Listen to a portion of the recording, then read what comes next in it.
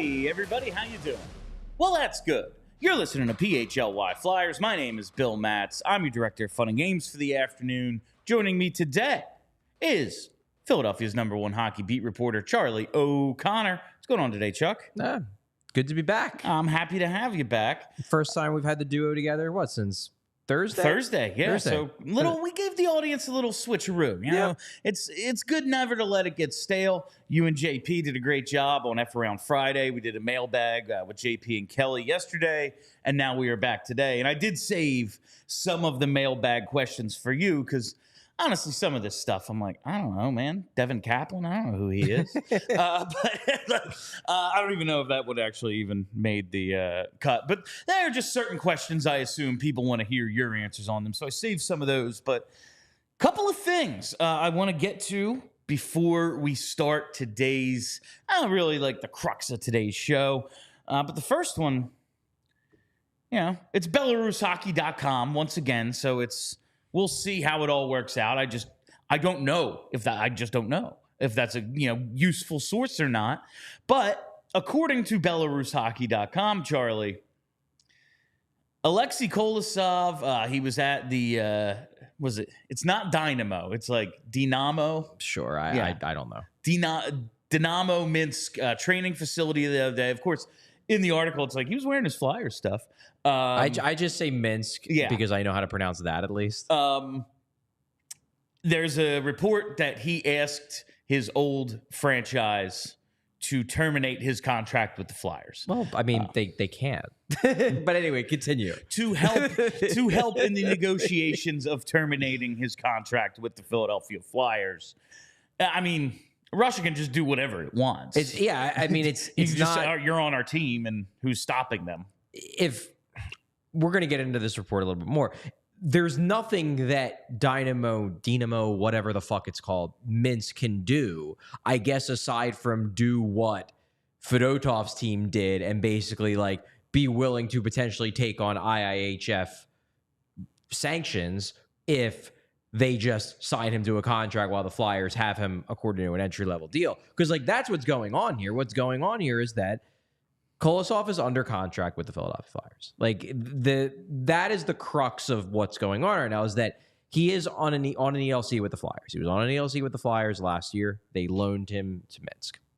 Now he's on an ELC with the Flyers, and the Flyers don't appear to have any interest in loaning him to Minsk. They want him to come over here. They had him come over here at the end of the season. He played a couple games for the Phantoms, then hung around for the playoffs and whatever. Minsk can't force the Flyers to terminate the contract. They can't.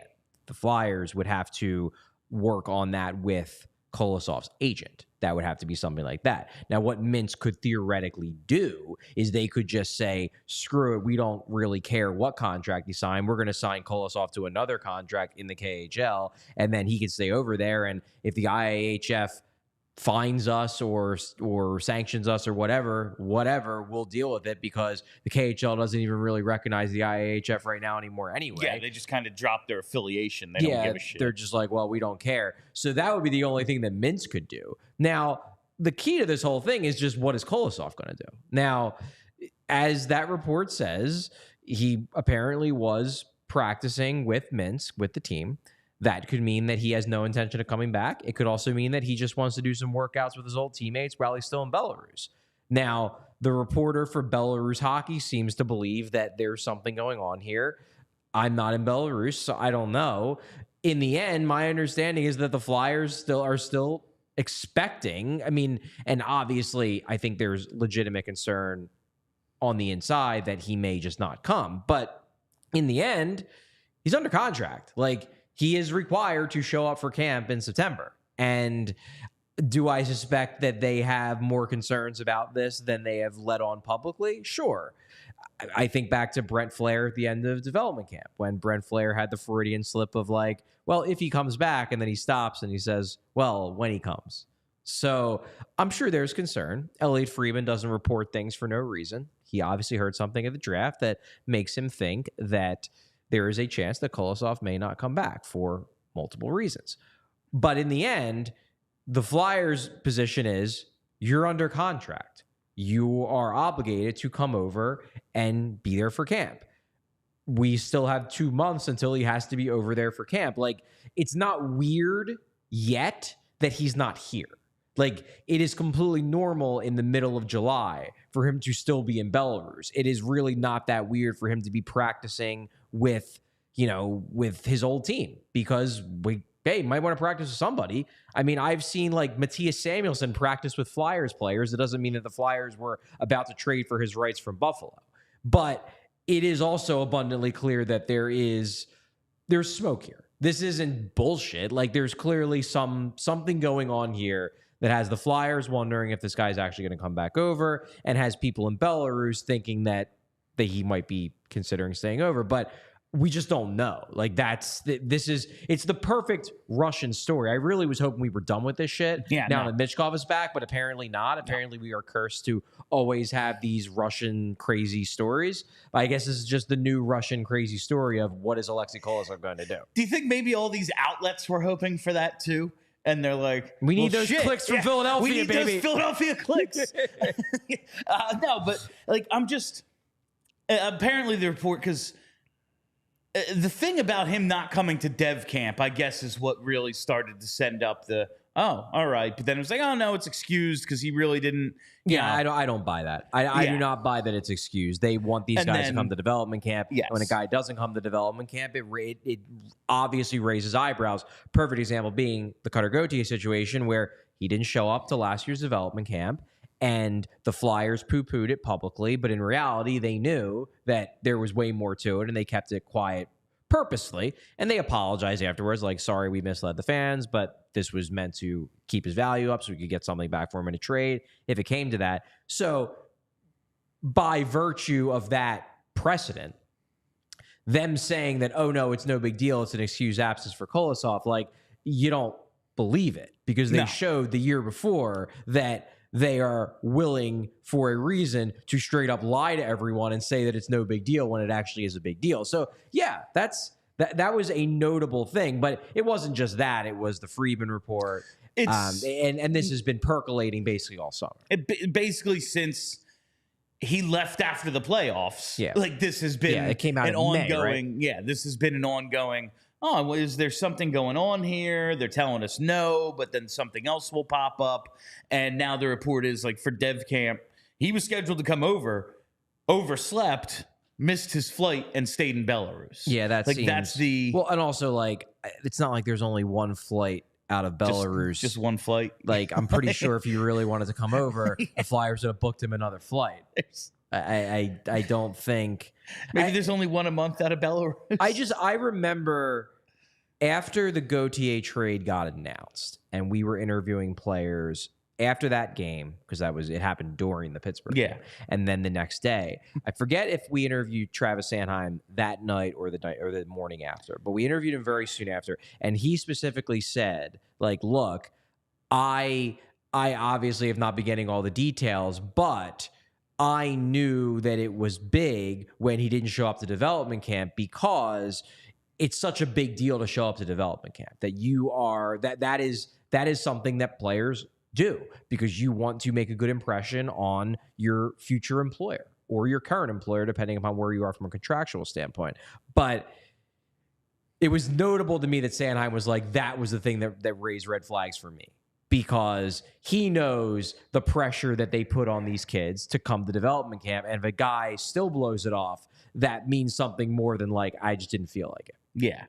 And I feel like that was that night. Like, I feel like I think it was that night. I remember maybe you talking to us about it post game. I don't know. But yeah, it was that. I remember that quote, and then that kind of informs, all right, so that is a big deal. Yeah, it is. That wasn't a one-off. That would be a big deal for anyone to miss it, because you want to show up. You want to show up and look good in front of this organization. You want a contract one day. It's worth remembering that, like, and obviously the rules are different for each league, but college kids have to pay their own way. Yes. Yeah.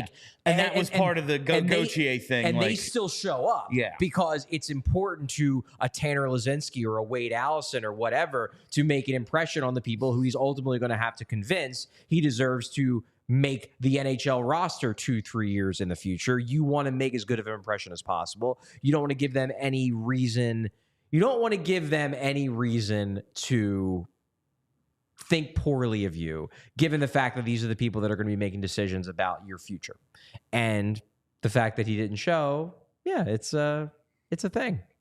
So, yeah, I remember that was one of the excuses we got for the Gauthier story. It was like, oh, well, they have to pay their own way. It's a pain in the ass, the whole thing. Like, well, in retrospect, we now know that it was a big deal. Yeah. And that justifiably should have everyone raising their eyebrows just a bit higher when another player doesn't come to development. So let's just say, for the sake of the conversation, maybe they figured this all out. Maybe. Let's just say, for the sake of this conversation, he ain't going to be here. Mm-hmm. Who's the fourth goalie in the organization? Good question. Well, I guess, if you're talking about depth chart wise, or if you're talking about who would be the guy. Yeah, last year they brought up some guys from the ECHL while Felix Sandstrom was here. I guess what I'm saying is like the fourth goalie is like Carson Bjarnason or Igor Savragan, but like they're obviously not in the organization. Yes. They're just in the depth chart. In the professional level of this organization, right now, we have Arison and Fedotov. They're in the NHL. We have Cal Peterson, we assume is going to remain buried in the AHL. Alexei Kolosov was going to be his counterpart in the AHL. As far as I can tell, they don't have a guy. Yeah, that's not that big of a deal, though. Like, they could very easily just sign a guy to an AHL-only contract, an AHL vet who is past the point where he's getting NHL two-way contracts or whatever, and just go that route. Also, if they really are that worried about it, you can trade a future consideration 7th-round pick for some AHL vet or whatever, or sign a guy. I'm sure there are still goalies out there that you could toss an NHL contract to if you want. So that's less of a concern to me than just the simple fact that Kolosov's a top 10 prospect in their organization. Yeah. Where you rank him, that's just a matter of opinion. I think we ranked him something like 5th or 6th or 7th in that range, which is probably where I would still put him. We'll have our updated top 20 list come out probably sometime in August or September, me and Alex Appleyard. But he's a top 10 prospect in the organization. He's got a ton of talent. He's an intriguing young goalie. And my understanding of the Flyers' goalie plan, and we talked about it on the show last week, I think, is that they want to go into the season and they want to look at Arison, Fedotov, and Kolosov. And the plan is that Arison and Fedotov will be the two goalies at the NHL level. Kolosov will get a ton of games in the AHL. And then after the season is done, they're going to reassess everybody.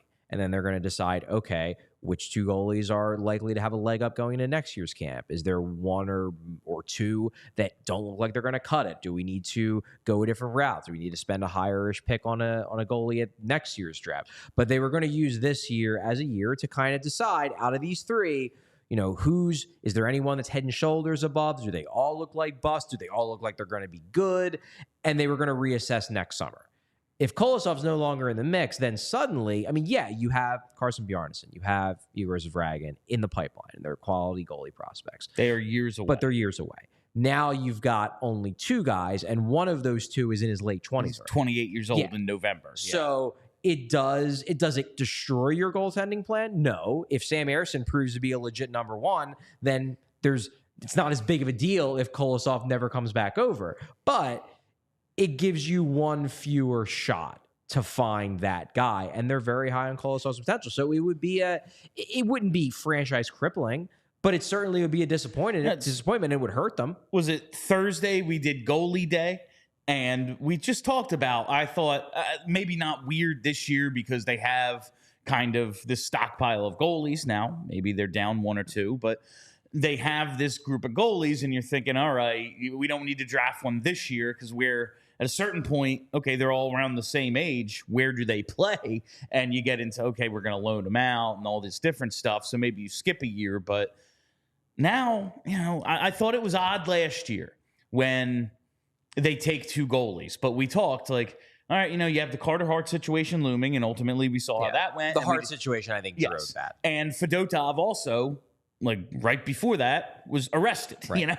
He was out of the mix. He was no longer in the mix, and eventually they figured that all out. But that was two guys right there. It was all right. So you kind of replace them, at least in terms of the numbers you have in the organization. But a lot of people online are always saying, always be drafting goalies because you just want as many darts as possible. Yeah. They have fewer darts now. Well, potentially. Maybe. potentially this is a situation where they have fewer darts. I am definitely not at the point where I'm going to criticize Briere for not taking a goalie in the first 3 rounds this year, especially after he took 2 the previous year. It's a bummer because, again, maybe he shows up. If the Kolosov thing falls through, it's a bummer because he's a quality goalie prospect. He's a quality goalie prospect who at a young age showed he can be at least good-ish for a KHL team that isn't the best. And he has the athleticism that makes you think that, hey, this guy could be a really good NHL goaltender. Doesn't mean he's going to be. Maybe he never even takes a shot at going to the NHL. Who knows? But you never want to lose. You never want to lose the opportunity to find out for yourself whether a guy's going to make it. And my guess is that Briere and his team are trying their best to finagle this and make sure that Kolosov will indeed come over. They have 2 months to convince him. We'll see if they can convince him. And that's when I asked about who's the 4th goalie in the organization, it's not so much about the organizational depth chart right now as it is. I'm big on let's not waste a bunch of time. Let's make every game mean something. We're gonna be evaluating the 2 goaltenders. We're gonna be evaluating Matvei Michkov, Tyson Forster, all the dudes who are gonna be here, hopefully long term, figuring out what they're gonna be and if they're gonna be a part of this. Mm-hmm. If they have a goalie injury now, you have to believe Cal Peterson is getting the call. If, again, we're assuming the Alexei Kolosov stuff, he ain't coming for these. The point of this conversation, we're assuming he's not coming. That's a waste of time to me. Playing Cal Peterson for 1 minute in the NHL is a wasted minute. Any minutes beyond that is wasted. We know he's not good. We know he's not going to be here. This is pointless other than you have to have a goalie. And, I don't want to play Sam Ersson 28 out of 34 again. That's bad. I guess maybe that's the point of it. So the only way to properly evaluate Sam Ersson is to have a viable backup. Yeah. But then those games are a waste of time.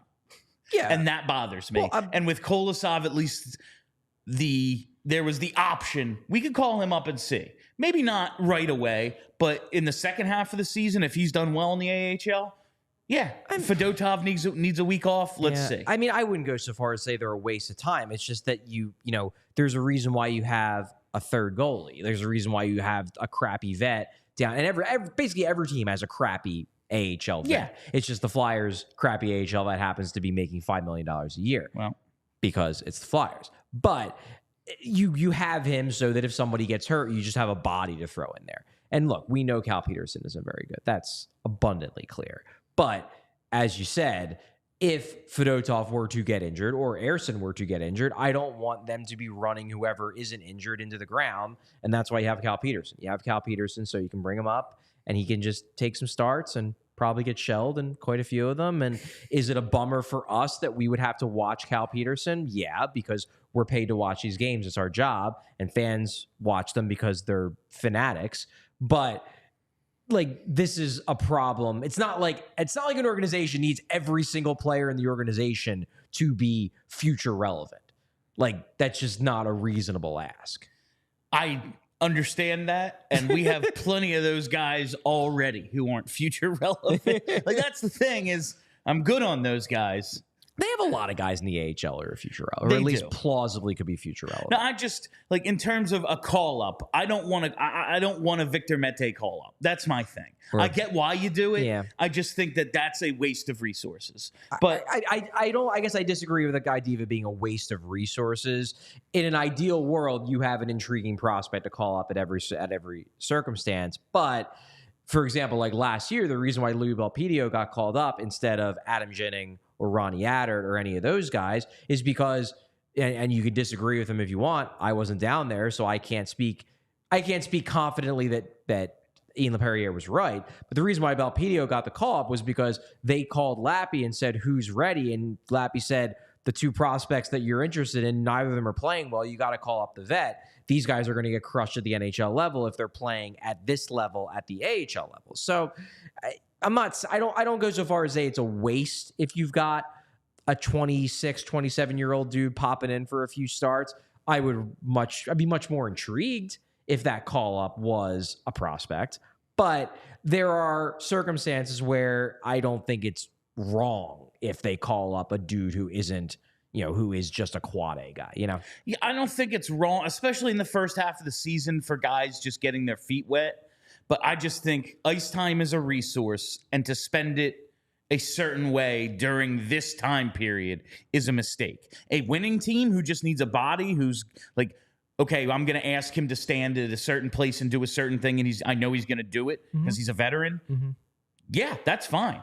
If this young dude, we like his potential, but like he has no fucking clue what our system is. Yeah, you're trying to win every game, so that makes sense. Yeah, sure. This is just different to me, and the resource that is ice time, I would like to see be allocated to players who are future relevant.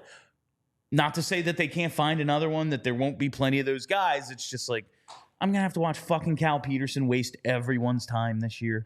That's what I'm going to have to do. Well, hopefully not.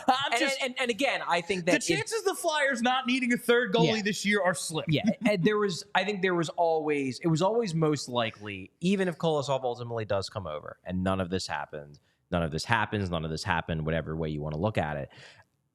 In the first 3-4 months of the year, if one of the two starting goalies at the NHL level goes down, you were always going to see Cal Peterson. That's probably fair. Unless Kolosov just went insane and had like a .930 save percentage, then they might toss the kid a bone because he's earned it. I guess given the fact that he's not like a college or juniors goalie, that he's been in the KHL, just kind of raised my expectation that like he might be able to keep his head above water for a start or two.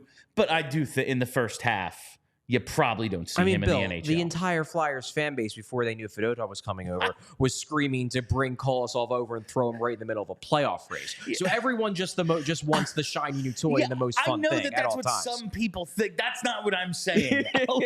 I'm trying to, the logical way that this could go. Yeah. I think there's reasons for, all right, this kid kept his head above water in the KHL a year ago. To throw him in for a start, or even, all right, if we need you as a backup or something, maybe it won't be a disaster. Whereas, Kolosov coming over, he just got off the plane, he's jet lagged. That's probably not the way to go. Yeah. I'm just, it's a little different. I have one more thing on this, but first, we got to take a quick second to tell you about our friends at Rite Aid, and most specifically, their Refreshery products. It's they got a lot of really good branded stuff at Rite Aid to keep you hydrated in these summer months, because that is an incredibly important thing. I was at a wedding this past weekend out in the summer sun down in Maryland. You bet your ass I was staying hydrated, because I have learned what happens when you don't. And this line of beverages ranges from familiar family favorites to revitalizing, better-for-you options. They're exclusively at Rite Aid. Let's start with the most important one, water. That's right. Purified spring, electrolyte distilled, and alkaline bottled water. They have flavors, whatever you prefer to keep you hydrated. No word yet on if they're going to have just a big jug that says water on it, like Bryce Harper gave Alec Boehm last night. Yeah, that was good. They also have coconut waters. They have single-serve iced tea and lemonades. Great, sweetened with real sugar and no preservatives. And juices for a crowd. Pineapple, cranberry, apple, strawberry, lemonade, and many other flavors. There's organic options available. Great for everyday use, or maybe mixing a cocktail. Who doesn't love a great juice cocktail? They also have cold-pressed juices crafted from 100% fruits and vegetables, organic, non-GMO, no sugars added or preservatives or artificial flavors. And they are packaged in eco-friendly glass bottles, which reduce plastic waste. It's important to stay hydrated, especially during the summer months. Get refreshment delivered. Shop online at riteaid.com/shop for same-day delivery, or buy online, pick up in store of Refreshery products. And while we're here, let's talk about BetterHelp, because this show is sponsored by BetterHelp. This year, it's going super quick. We are halfway through this year. I bet you there's some things that we're very proud of that we've all accomplished. Maybe some things we'd like to still accomplish, things that we could do better in the second part of this year. And when life goes fast, it's important to take a minute, just kind of recalibrate, maybe celebrate your wins, make adjustments for the rest of the year. Therapy can help you take stock of your progress and set achievable goals for the next 6 months. It's very helpful. Maybe you need to learn some positive coping skills, how to set boundaries. empower you to be the best version of yourself. It isn't just for those who've experienced major trauma. I think we could all benefit from talking to somebody.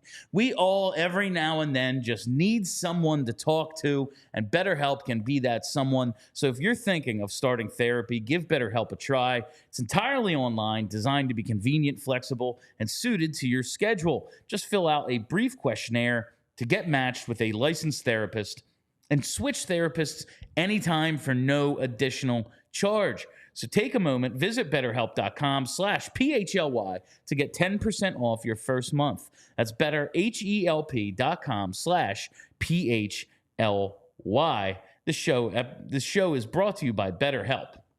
All right. The last thing on the Kolosov stuff, and listen, we just don't have the information. Like, yes, we have the report from BelarusHockey.com. The last time Belarus Hockey reported something, the Flyers basically said, we've talked to Kolosov and it's fine. Now Belarus Hockey's coming out with another thing. There's more. We'll see. So we will see there's clearly smoke around there's this. Something going on. Yeah. There's something going on. Now, whether that results in him not showing up for camp in September, we shall see. I don't think the Flyers are inclined to just terminate his deal, though. Like, why would they? Unless Kolosov, like, really pleads the, like, I realize that I hate North America. I just don't want to be in America at all. And I just want to be home. Yeah. Like, maybe they they basically like, all right, fine, kid, you can stay home. But the Flyers look at this as, you made a commitment to us, kid. Like, you committed to playing for our team and giving the NHL game a shot, and we are going to hold you to your contract. I think they're justified in having that stance. And, like, this is kind of a loaded question, but because without the Cutter Gauthier situation, I don't think anyone's like, this is very much a one-off weird thing that happens. But we mentioned last week, it's understandable why people are on edge about these sorts of things. Since now you have the possibility of both, is it a blemish on Danny's record if Kolosov never comes over? I mean, it doesn't look great. I think the two would be very different in terms of the reasons, but the optics ain't good. I don't think that it would. Look, it's impossible to know if, Danny Briere like spit in front of Alexei Kolosov, and that's why, like, who the fuck knows? But I highly doubt that, like, Briere said something or somebody did something or whatever that would be the reason why Kolosov is like, I don't want to be part of the Flyers. It would seem to me it would be more that if Kolosov doesn't come over, it doesn't have anything to do with necessarily with the Flyers. It has more to do with the fact that he just doesn't want to play in North America, which I guess could happen to anybody. But it's undeniable that if it happens, it would happen so soon after Gauthier that it doesn't look good for the Flyers that, you lose Gauthier, one of your two top prospects and a legitimate blue chipper, and then you lose maybe your best goalie prospect the year after. Yeah, it wouldn't look good.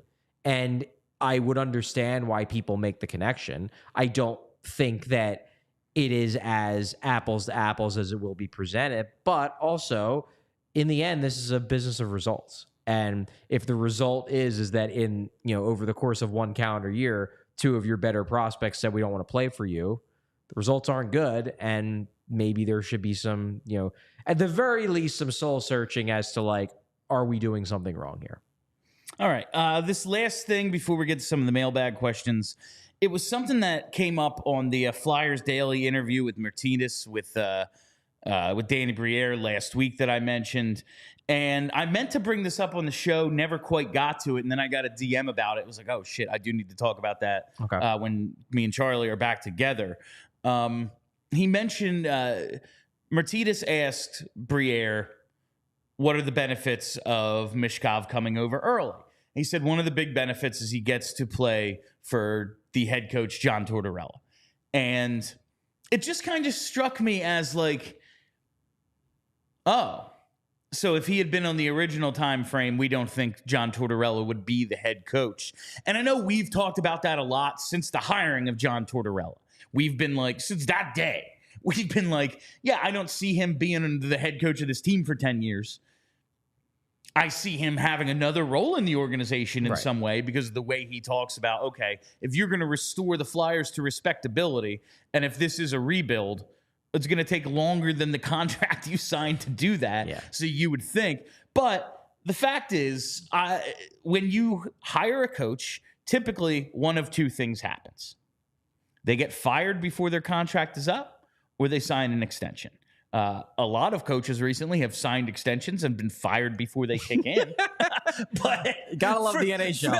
It's tremendous. And now, oh man, Knobloch takes over, goes to Game 7. It's going to happen even more now. But it's just, I realized the length of his contract, the Michkov timeline. It was like, okay, well, those two things are at odds. But usually when you hire a coach, it's okay, we want to keep him for as long as we can until he gives us reason not to. I don't think Tortorella's given him that reason yet, but there's kind of the allusion to, oh, he gets to play for Tortorella, which we weren't really counting on when we drafted him. Does that strike you at all? It's funny because it didn't strike me even a little bit as weird when I heard it, because he said it on multiple occasions. He said it on Flyers Daily. He said it to us on July 1st, I believe, that he's really excited that Michkov is going to get coached by John Tortorella, potentially for 2 years, at the very least for one, depending upon what decisions Tortorella makes at the end of the season. It didn't strike me as weird because, the way that Tortorella's contract is set up, it was a 4-year contract. So this is year 3. He has one more year, the 2025-2026 season. And the way Michkov's original deal with his KHL club was set up, he would be coming over in 2026-2027. So after the Torts contract expired. So for me, it was less like we know for a fact that Torts is going to last past his contract, and more that we just don't know. We just don't know if he would have still, if there was a scenario where he would have still been the coach in 2026, 2027, he would have had to decide he wants to keep coaching at age 68, which that's a stretch. The Flyers would have had to decide that we want him to keep coaching, that he's doing a good enough job. There couldn't have been some sort of internal blow up. There are a lot of variables that would have been not necessarily a way to make sure it's not possible, but ways where the contract just isn't extended or he gets fired or whatever. Whereas now that he's getting coached by John Tortorella at least for a year because he's still under contract. He's obviously coming back. Look, there's always going to be speculation around John Tortorella that at the end of a season, he's just going to decide, that's it, I'm done. There's people you talk to who are convinced, people I talk to who are convinced that this is going to be his last year. Well, he has one more contract. Yeah, he won't do it past this year. But there were people I talked to in last summer that were convinced that he wasn't going to go into this year. So there's always going to be those theories, those scuttlebutts, whatever, that Torts is going to hang him up, and Torts keeps saying he's not going to, but presumably at some day in the future he's going to decide, I'm done with this shit. I want to relax and take my talents upstairs a little bit. I didn't see it as that big of a deal, but it is notable that Briere's implication is that maybe they don't envision Torts lasting past the 4th year, that is the hard stop, and that's when they're going to be looking for another option. It's interesting. It's not something that jumped out at me because I guess I've never viewed it as highly likely he's going to get a 5th year, because I'm not even convinced he's going to get to year 4. Yeah, it's just, I've always figured that was the way it was going to go, but it seemed like a direct indication for the first time. Because when John Tortorella's been asked about it, publicly, and listen, he could say anything we know. He just says whatever the fuck he feels like to the media, whether it's true or not. And then people behind the scenes, he'll have a different story if need be. But every time it's come up to him, he's like, I have no plans on any of that. I'm a coach. And it's just odd that this is a public acknowledgement of what we thought. That's all. Yeah. I don't think it's the craziest thing in the world. Again, he just turned 66. The contract expires when he's 68. Expires at that point. When he's 68. What's he? I'm not saying it is impossible that a 68-year-old John Tortorella comes to the Flyers, or I guess he would probably do it next summer and say, I want to keep coaching. Let's work on an extension. Because very few coaches like to be a lame duck. Yeah. It's just not something coaches like to do. It's I either want the extension or I want to know that this is probably my last year. I guess it's possible that 67, 68-year-old Torts is nah, I want to coach till I'm 80. That I want to be the Lou of coaching. It's possible. I just have never viewed it as terribly likely.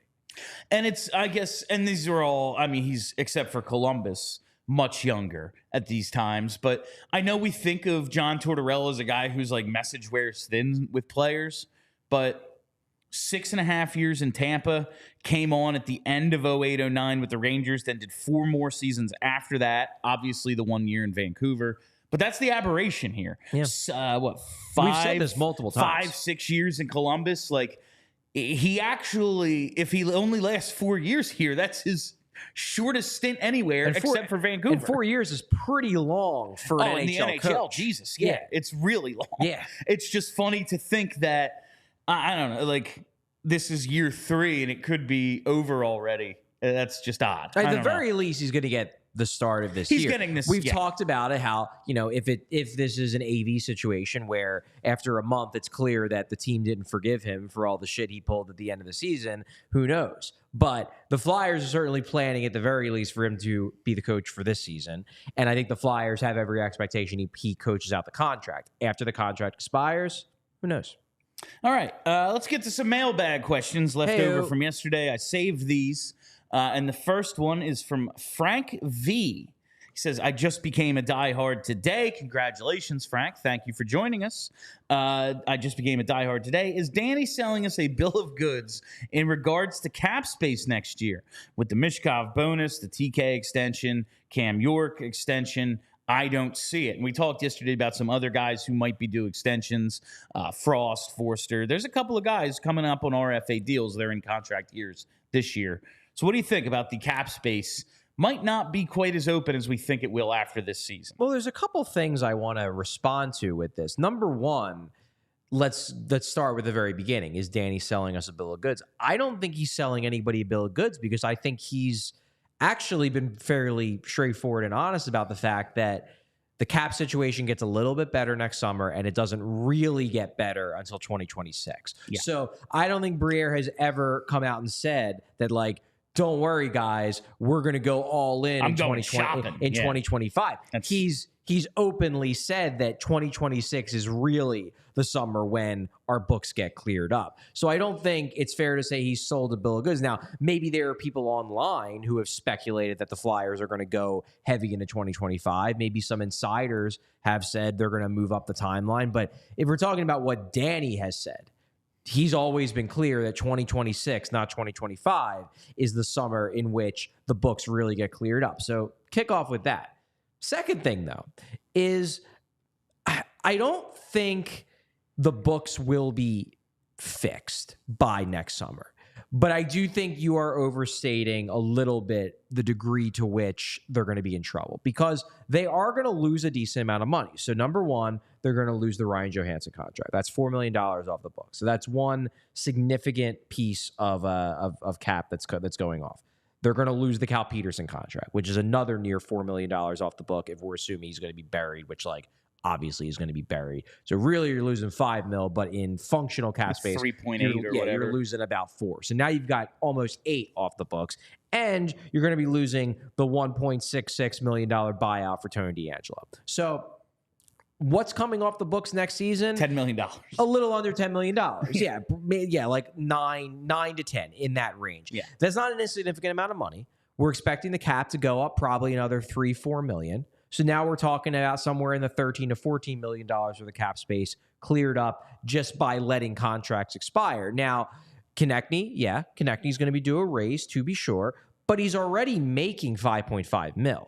So, like, if he gets 8.5, let's say, yeah, it's a raise, but it's not like you're saying take 8.5 mil out of that 13. You're saying take $3 million out of that 13 because we're already paying him 5.5. So now we're down to 10-ish. How much is Cam York going to get? Look, if Cam York has an amazing year and he goes into negotiations coming off of a 60-point campaign where he's a 25-minute-a-night defenseman and he's asking for a massive contract, like, yeah, that will complicate their cap situation. It's also a good problem to have. It's also, you have a number one defenseman. Exactly. So, like, we don't need that cap space that was allocated for that guy. It's going to that guy. We just didn't have to go get another one. Exactly. And same thing with, like, a Tyson Forster. So if guys like that who are up for contracts you end up having to pay more than you thought, like, don't brush over the fact that like that's a good thing because it means that, oh man, maybe we don't need to go shopping for stars because we developed our stars internally. I'm not saying the Flyers are going to have a ton of cap space next summer. They're obviously going to have to sign these guys back. If they re-sign Konechny, then that's another bit of cash. But I don't think that they are going to be nearly as crunched as they were this summer because they are losing some pieces. And then, as I said, 2026 is the big one because that's when you lose the Kevin Hayes and the Agnes and stuff. Yeah. Yes, the Michkov bonuses will probably hurt, especially if they never get below the cap ceiling, if they're always using LTIR allowance, to be sure. But I don't think they're in a situation where they're going to be in cap hell. I don't think they're going to be in a situation where they're ready to spend a ton of money, but I don't think Danny sold you a bill of goods because he never said they're going to be going, jumping into the deep end of the UFA pool. If they're going to do that, that's going to happen in 2026, not 2025. Playing off of that question, it was a question we got yesterday. Would you think about extending any of these RFAs early? The next year's RFAs, so it's Cates, Frost, Forster, and York. Just because, like you said, if they have huge years and you pay them what they're worth, awesome. But maybe you can save yourself a bit of money if you lock them up now. I mean, the only one who I would even think about it would be Forster. Because, do I think it's plausible that Frost has a monster year centering Michkov? Sure.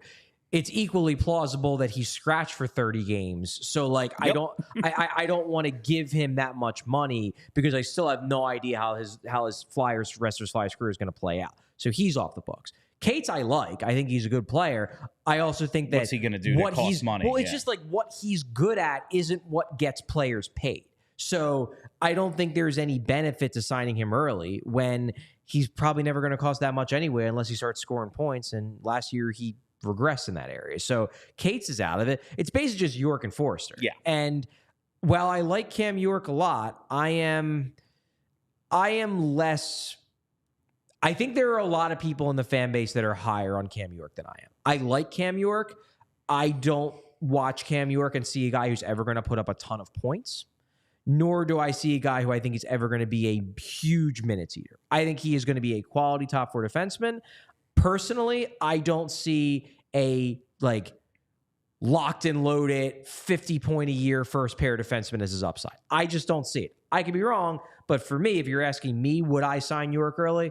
Nah, probably not, because I don't think York has super high an upside. I think he has good top four defenseman upside.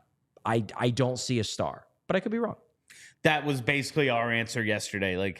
The two guys I think you might be able to save some money on are York and Forster, and probably Forster makes the most sense just because, if he really is going to be Michkov's left wing, let's sign him before he has a 75-point season. I don't think it's likely that Tyson Forster scores 40 goals next year, but I could see it. Yeah. If it happened, I wouldn't be like, oh my God, where did that come from? I'd be like, oh, so he just put it all together earlier than I thought he was going to. Cool. And the fact that I see that as, while unlikely it could happen, that would mean that signing him early would have upside for you because you get him before he does. If you could sign him to the Farabee contract and it's the Farabee contract is a good comparison. It's oh shit, good. We don't have to give him what we're planning on giving TK. Yeah. That is a decent amount of savings. I can see that making sense. But as of right now, I bet you he can probably get there with games played throughout this season. But as of right now, Forster's not even arbitration eligible. He has few rights. Yeah. But if you can save yourself some money, it makes sense. He'd be the only guy I would even consider it. But again, I'm totally fine with them waiting it out. Sure. All right. Before we get to the rest of these questions, I got to tell you about TrueMark Financial Credit Union. That's right. Our friends over at TrueMark, they want me to tell you how easy it is to switch from bank to credit union because, listen, I've been there. I got all these accounts and all this stuff linked, and it's just going to be a big pain in the ass for me to have to switch. It is super easy to move over to TrueMark, all you have to do is go to truemark.com/PHLY or go to one of the many, many branches they have throughout the Philadelphia area, and bang, you can switch over just like that. You can get set up with your online accounts, get all the tools and tech that you're expecting from your banking partner from a credit union like TrueMark Financial. And some of the benefits are just absolutely phenomenal. First of all, the ownership structure. I've talked to you about this. Banks are for-profit institutions owned by shareholders. They operate with the primary goal of generating profits for those shareholders. Credit unions, they're not-for-profit financial co-ops owned by their members. And if you live or work in Bucks, Chester, Delaware, Montgomery, Philadelphia County, you're eligible to join. Member benefits also include great rates, lower fees, and personalized service. And who doesn't love some personalized service? The financial advice are on location to provide personalized financial planning and expertise. And they can teach you about goal setting for long-term financial security. So check out TrueMark.com/PHLY today. TrueMark Financial is federally insured by the NCUA and is an equal opportunity lender. For more information, visit TrueMark.com/PHLY. Before you get into your next one, just a quick little shout out. TrueMark was at our PHLY golf scramble on Saturday. I said hi to Kristen. Thanks so much for sponsoring that for us. It was great to see everybody. The TrueMark gang is very much a strong supporter of PHLY. When they tell you a big part of what they do is being members of the community, they're not lying. Nope, they're out at the golf events. They met with us before we even started doing the reads, just to kind of make sure we knew what they were, and because good chance Bill doesn't. But no, it's an amazing experience working with TrueMark. So make sure you go to TrueMark.com/PHLY. And while we're here, let me tell you about our friends at Mortgage CS, because they want you to know that, yeah, they recognize it, man. They see it too. Rates, they are slightly higher right now, but home prices are still rising, and Mortgage CS can help you get into a home before they go higher and also refinance to save money when the rates do drop. Who doesn't love that? The same house with a lower payment. We all know about interest rates right now. The thing is, if you're in the market for a home, home values are elevated and expected to keep rising. So it might not make sense for you to keep waiting for interest rates to drop before you buy a home when the price of houses just keeps on going up. Plus, Mortgage CS will monitor your refinance opportunities and ensure you save money responsibly when the rates do drop. And refinancing with Mortgage CS is straightforward. You don't want to pay a ton of fees when you refinance. Fees suck, man. Well, you'll never get that at Mortgage CS, and in the end, you'll be so happy that you texted Ben and you found out for yourself the reason people win more with Mortgage CS. So call or text Ben right now, 267-391-7425, so you can see for yourself. Maybe you're not in the housing market. I bet you Ben has some thoughts on the national anthem from the Home Run Derby last night. Why don't you text Ben about that if you're not in the housing market? You can also go to mortgagecs.com/PHLY to check them out, or you can view their 350 plus perfect 5-star reviews by searching Mortgage CS right now. Do it. Open up a new browser window. Type in Mortgage CS. You'll see all those reviews. This advertisement is not a commitment to lend or extend credit. Mortgage CS is an equal housing opportunity mortgage broker. All loans are subject to credit approval. Certain restrictions may apply. Company NMLS ID number 1464766. Visit mortgagecs.com for more information. All right, let's get to the question from Jason. Does the new CBA in 2026 have some impact on Danny's team building model? I mean, I don't think so unless he has inside information on what the CBA is going to look like. That's from all that I've heard, and by that I mean listening to 32 Thoughts. There aren't huge points of contention in this one. Now, okay, I'll believe that when I see it. But if nothing major is going to change, and the NHL business, which is very strong right now, the NHL, for the first time in a long time, we can point at them and go shit's going well. Yeah, they're doing well. I don't foresee there being They just got out of Phoenix. That they got rid of one of their worst, if not their worst owner. One of their 32 teams isn't like they're actually going to have gate revenue to report. That is absolutely huge for them. They basically just added a new team, pretty much, and on top of all the expansion teams they've brought in. You got to believe there's 2 more coming. I do. Things are going well. So that should mean there isn't a lockout, there isn't a strike, and with those things, there shouldn't be like compliance buyouts. Yeah, like major issues that affect what you're able to do with your team, like the cap dropping 8% or something like that, or all of a sudden, like, you have illegal contracts you need to get, whatever it might be. That shit doesn't seem like it's going to be a factor. Now, it's the NHL. Who knows? They could go out of business tomorrow. But right now, it doesn't seem like there are going to be major issues that are like Danny needs to circle, okay, we shouldn't do this until we know for a fact, because as of right now, it seems as if everything's going to be business as usual. It doesn't seem like there are going to be substantial changes to the rules of team building. Yes. It doesn't, like, I haven't heard anything where it's like, okay, well, we're changing the RFA structure, we're changing arbitration, or, you're going to become free agents sooner. Like, there's nothing that I've heard brought up in terms of what's rumored that's going to like dramatically change the way you build a team. Now, maybe the cap ceiling, cap floor, maybe that stuff will be a little bit tweaked in terms of, tying it to which revenues, and maybe that affects how much you can theoretically expect a cap ceiling to go up year over year. Like, that's the kind of stuff, well, yeah, he's going to have to account for it. But I'm not expecting dramatic changes to the rules of team building the same way that there was when they instituted a salary cap in the first place. Or even the second time when they had compliance buyouts, you were able to get out from under the Briz deal. Like, I don't think that anyone is going into this assuming that after the CBA negotiation that every team's going to be able to get out from under their worst contract. All right. I've never heard that even once. I wonder if they just do that because it's like, this is tradition now. Like, after 2013, yeah, man, we get CBOs again. Good luck. Go buy some guys out. All right, let's go to Paul with the great car ideas. Always has some good questions for us. Let's say Michkov hits his absolute ceiling. What's the comparison, pure talent-wise, between him and the next best player, Travis Konechny, and then maybe G and Jake? And how good is our current supporting cast in comparison to those teams? He believes 13-14 was their best team, and man, it might be true. And it's like the number one defenseman on those teams was Andrew McDonald. Like, he played, Timonen was still there, Coburn was still there. Who led them in ice minutes? Who led them in ice time against the Rangers? It was Andrew McDonald. Anyway, so let's start at the top here. What's the talent comparison between TK, Jake, and Michkov? So the idea, if I'm interpreting this question correctly, basically what Paul with the great car ideas is asking for is Michkov, if he hits a ceiling, is he better than Giroux? And TK, or is that duo better than G and Jake? So what I will say is that I think Jake at his prime was better than TK in his prime. So Jake is better than TK. I am confident of that. A better overall player.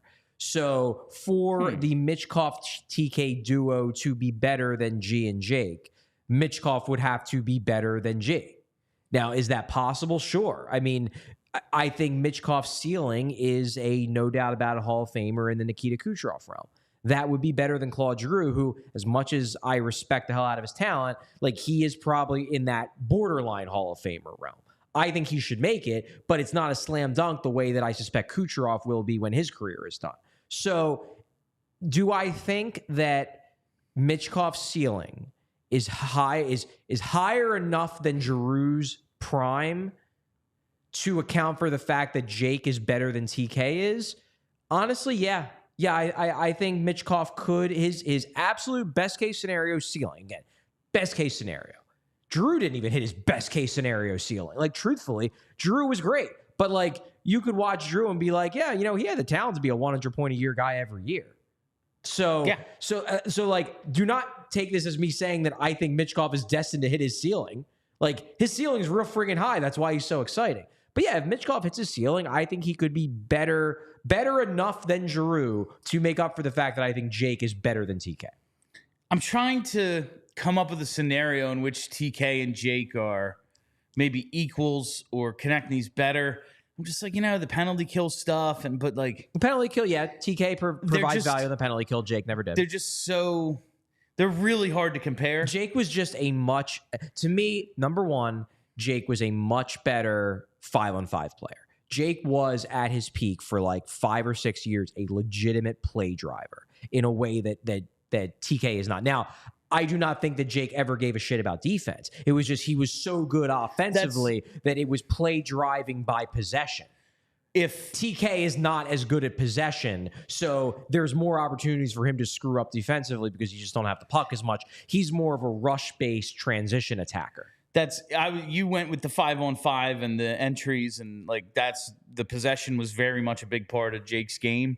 Where I wanted to go with it is if TK could do on the power play what Jake did, I think I would take TK. Yeah. But they are so far apart in that regard. Was so much better on the power play. So far apart in that regard. Better, yeah. And listen, he did have Giroux to play off of.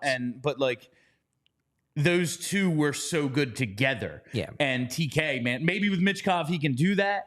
But to this point, he has shown us nothing along those lines. I think the implication of Paul's question is you actually interpreted it better than I did. Is essentially that, like, because the underlying implication here is TK, at least this is the way I'm reading it, is that TK doesn't strike him as the ideal number 2. And if G and Jake couldn't get it done and TK's worse than Jake, then how good does Michkov have to be for this duo to be better than the duo that we didn't win anything with? And my answer is I think Michkov's absolute ceiling is high enough to make up for that. Now, that would be the pie in the sky best case scenario, but that's how high I think of Michkov's ceiling. And this is coming from someone who thinks Claude Giroux should be in the Hall of Fame. I think Michkov could be not significantly, but measurably better than a guy who I view to be should be a lock for the Hall of Fame. That's how highly I view Michkov's ceiling. Again, doesn't mean he's going to get there, but the reason why we're also excited about him is because Michkov's ceiling is that high. Also, the hope is you build a better supporting cast than the one Jake and G had, which was, when Sean Couturier was Sean Couturier at his peak, yes, but that, like, maybe the 16 playoffs, but he got hurt there. And then after that, and that's really when Giroux started to break down until they moved him to wing to play with Coots. And then that's a totally different team. But like those supporting casts were garbage. Like I just said, 13-14, Andrew McDonald led the team in ice time against the Rangers. That's a bad team. I would agree. So just I think you can make a strong case truthfully. And obviously it was a different kind of team because you could argue that they weren't the guys anymore. I think the best team that they were ever on was 2019-2020. Probably. I think that was the best team. They were maybe not the best players anymore, but I think that was the best team that both Giroux and Jake were on. That's probably true.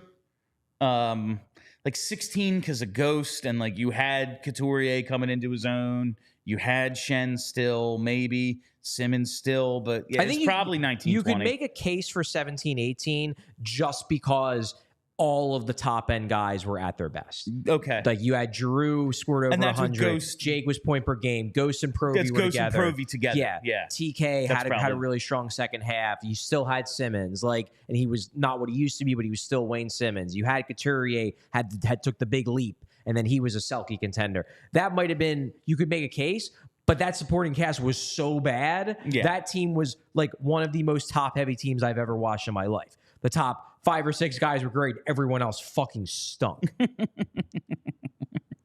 All right. Let's get to this final question I saved from yesterday from PHL Flyers. And there's an interesting graphic that goes along with this. If we're in essence running it back plus Michkov next year, should the Flyers try an in-house center option? In his opinion, Forster is the only one who makes sense in terms of skill set, size, upside, etc. And there's a graphic that compares Forster and Quentin Byfield that I just found interesting that he included it. But we've seen them, they moved Case. Quentin Byfield's a lot better of a skater. Well, yeah. A lot better of a skater than Tyson Forster. We've seen them give Noah Cates a shot at center because they didn't believe in any of the centers they have. They've had Lawton go back and forth as needed throughout the years. Do you think there's any appetite to try Forster at center, or anyone who isn't currently slotted in on the depth chart as a center? I mean, what I can say is that I specifically asked John Tortorella this question near the end of the season, and Tortorella, he was as dismissive of a question as I've ever asked him in his time as coach, where he basically ended it with like, Charlie, stop trying to be the coach. I'm the coach. He's not a center. So at the very least, What a guy. John Tortorella does not look at Tyson Forrester. He's like, nah, Tyson Forrester's a wing. He can play both wings. That's enough. Don't try to turn him into center. Let me do my job. He doesn't view him as a center yet. I've always been intrigued by the possibility because of the hockey sense, because of the puck skills, because of his ability to win battles along the boards and deal with contact well. And the fact that having less than great foot speed isn't as big of a deal at center, because you can be a couturier and still be a real good center if you have the hockey IQ to make up for it. I'm intrigued by the idea. I just don't get the sense that the Flyers are, at least not at this stage. I know they tried Joel Farabee there. What was it in? That's what I was going to say. 2021, 2022? I think Torts' his first year. No, it was the year before. The year Torts. before. I think it was the year before Torts. I think it was thank 2021, you to our diehards for joining us today. Much appreciated as we wrap up the rest of the show. Go ahead, Charlie. So they tried that. It didn't work. Are they willing to try it again with Forster? I don't know. I would be intrigued by it, but I do not think that it is in the cards. Also, just wanted to respond to a couple of things I've seen in the chat. First off, we have Jim G saying about Claude Giroux's bad playoff performances. Going to say this: Claude Giroux's point per game rate in the regular season is 0.90. His point per game rate in the playoffs, 0.86. Basically identical. It's an absolute myth that Claude Giroux was bad in the playoffs. He wasn't great at the tail end of his Flyers career in the playoffs. He was freaking amazing in the first part of his career in the playoffs. And in aggregate, he's a pretty darn good playoff performer. So that is an incorrect assertion, and I will argue that to the death. Another question that popped up in here was about defining what a play driver is. So my definition of a play driver, because I said I do not consider TK to be one, the concept of being a play driver is essentially when a guy is on the ice, does he help the team to outshoot, outchance, and outscore the opposition? Now, a lot of really good players help the team to outscore. I think TK does that because TK is so deadly in transition, off odd man rushes, off of turnovers that he's able to score off of. But the Flyers don't, in my mind, when I watch TK, they don't control play with him on the ice. They're not set up shop in the offensive zone, 7 out of 10 shifts the way they were with Jake. Jake, if you looked at his numbers at the end of the year, the Flyers would collect 55% of the shots on goal. At 5-on-5 when he was on the ice, they would collect 54% of the expected goals with him on the ice. That, to me, is a play driver, whereas TK is the kind of guy where at the end of the year, he might be at 51 and 50 for shots on goal and expected goals, and then maybe you get 53% of the goals because you get higher quality chances and he's really good at finishing on the rush because he's a shooter. But he's not a play driver because you're not controlling play with him on the ice to the degree that you did with Jake, because Jake just lugged the puck around and had it constantly. That, to me, is the distinction. Yeah, it's just, I always try to explain it as it's plus minus on a bigger scale. Like, yes, goals are mostly flukes, opportunities are not.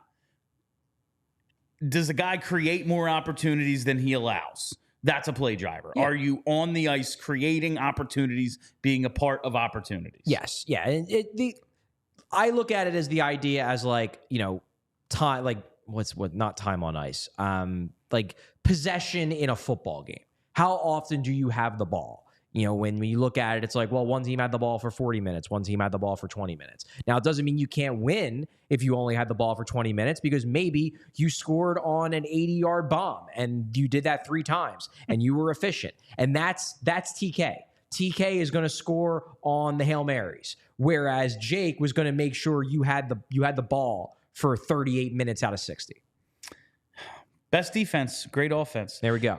Just because that question, we have some other stuff. We're going to talk about rank week probably tomorrow. Once there's only been one Flyers game. One Flyers game. One of my favorite Flyers games of all time. It's honestly, that being at number 25 on the top 25 list, I was like, shit, what did 2 Flyers games make this list then if this is number 25? Yeah. Like, there's very few that really. There's a few more coming. There's a few more coming. Yes. But this was a really, really good one. But since that question was kind of about the running it back plus Michkov next year, I think in terms of running it back, like, we got a question about them the other day, like finishing in the bottom 5. And like, I don't think that's out of the realm of possibility. I'd say, even though I expect other teams to be better, bottom 5 just seems low. Like, we ran through the standings yesterday. Like, all right, yeah, I do think some of these teams are going to be better. But if Columbus is 20 points better, they're still not ahead of the Flyers. You know, like, there are just some absolute dog shit teams out there. Yeah. But we have talked, I think, spent some time talking about, like, okay, there's some question marks. There's a way for this thing to be worse. I believe they're going to have a top 10 pick. But I thought they were going to be a bottom 5 team last year. A lot of these things could go the other way. If Coots isn't injured for the whole second half, if Drysdale is good, Forster, Frost, Brink, York, Tippett are all better / more consistent. Say at least Fedotov is at least decent enough that Ersson gets to play a normal schedule and he shows us what he showed us when he was playing a normal schedule. There's a chance this team could also make the playoffs. Oh, to be sure. No, they're in that realm where I think the general, at least based on what I've seen at like the Athletic and places that are doing their early predictions, the general consensus is the Flyers aren't going to make the playoffs. But I do not think they come in. Like, I don't think anyone would be surprised. Whereas last year, when they got off to the good start and they sustained it through February, I think everyone was generally, and by everyone, I'm not just talking about me and you. I'm talking about the hockey world at large, was surprised that the Flyers were in the playoff mix and looked like they were going to make it. If the Flyers are sitting in 3rd place in the Metro come January 15th, I don't think anybody in the hockey world is going to be shocked. It's going to be like, yeah, that makes sense. Like, maybe they're a little bit better than I personally thought, but they smell like a playoff bubble team.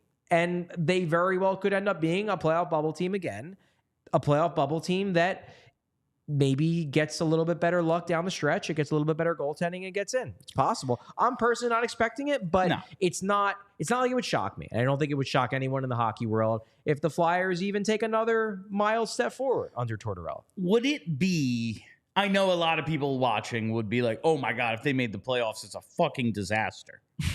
And I get it.